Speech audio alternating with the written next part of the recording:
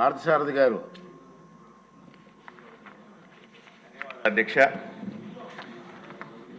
వ్యవసాయ శాఖ మంత్రి గారిని ఒక్క నిమిషం సమయం కేటాయించాల్సిందిగా మీ ద్వారా కోరుతా ఉన్నా అధ్యక్ష.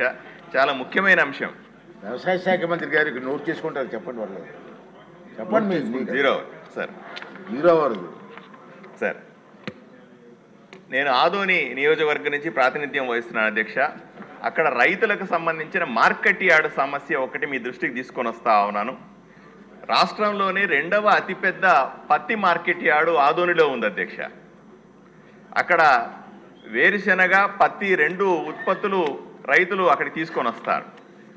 నేను ఎమ్మెల్యే అయిన తర్వాత గత 5 నెలల్లో ఎక్కడైతే ఈ వేరుశెనగ మార్కెట్ యార్డ్ తీసుకొస్తారో వాళ్ళు ఆరబెట్టాలని బయట ఆరబెడితే వర్షం పడంగానే అన్ని కొట్టుకుపోతాయి అధ్యక్ష. నేను ఒకసారి అలా జరిగినప్పుడు మార్కెట్ యార్డ్ దృష్టి తీసుకెళ్ళి డ్రైనేజీలు ఏర్పాటు చేయమంటే ప్రపోజల్స్ పంపించామంటారు. మళ్ళీ నెల తర్వాత మళ్ళీ బుడ్డలన్నీ కొట్టుకుపోయినాయి. 2 సార్లు 3 సార్లు అయినా ఇప్పటికీ కూడా ఏర్పాటు కాని పరిస్థితి అధ్యక్ష. రెండవది వేరుశెనగకు సంబంధించినటువంటి ఒక విచిత్ర సాంప్రదాయం ఆదోనిలో ఉంది అధ్యక్ష. వాళ్ళు ఆరబెట్టడంతో పాటుగా అక్కడ ఉన్నటువంటి మట్టి పెళ్లలు చిన్న చిన్న రాళ్ళు కూడా వేరితే తప్ప మేము తూకమయ్యము అని దళారులు వ్యాపారస్తులు రైతుల్ని మోసం చేస్తున్నారు దగ్గర. రాష్ట్రంలో ఎక్కడా లేని సంస్కృతి. రాష్ట్రంలో ఎక్కడైనా సరే మార్కెట్కి తెస్తే అట్లాగే దాన్ని తూకం వేయాలి. ఆదోనిలో మాత్రం చిన్న మట్టి పెళ్ళున్నా చిన్న రాయి ఉన్నా సరే దాన్ని మనుషులను పెట్టి కూలి పెట్టి ఏరితే తప్ప తూకమయ్యమనే కొత్త భయానకమైన సాంప్రదాయాన్ని గత 5 సంవత్సరాలుగా జగన్మోహన్ రెడ్డి ప్రభుత్వంలో చేశారు అధ్యక్ష.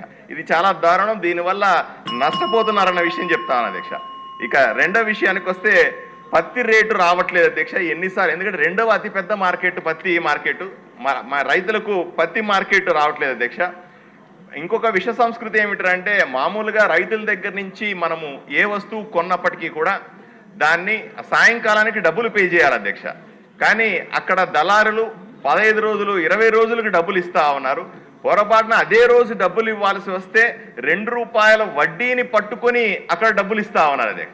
నేను పలుసార్లు ప్రశ్నించాను మార్కెట్ యార్డ్ సెక్రటరీని కూడా.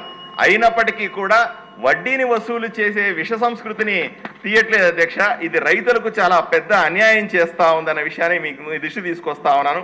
అదేవిధంగా రైతులు విశ్రాంతి తీసుకోవడానికి భవనాన్ని నాశనం చేశారు, దాన్ని రిపేర్ చేయాల్సి ఉంది. అలాగే వాళ్ళకు వైద్య సదుపాయాలు ఇవ్వడానికి రైతుల కోసం ఇబ్బంది ఉంది. అలాగే ఈ దగా చేస్తున్న ఆ విషయాన్ని మైకుల్లో చెప్పండి, పోస్టర్లు వేయండి అంటే కూడా వేయని పరిస్థితి ఉంది. కాబట్టి దయచేసి ఈ రైతుల అంశాన్ని, రైతులు దగా జరుగుతున్న మోసపోతున్న అంశాన్ని మంత్రివర్యుల దృష్టికి తీసుకెళ్లాల్సిందిగా విజ్ఞప్తి చేస్తా ఉన్నా అధ్యక్ష. కుమార్ గారు చింతలపూడి.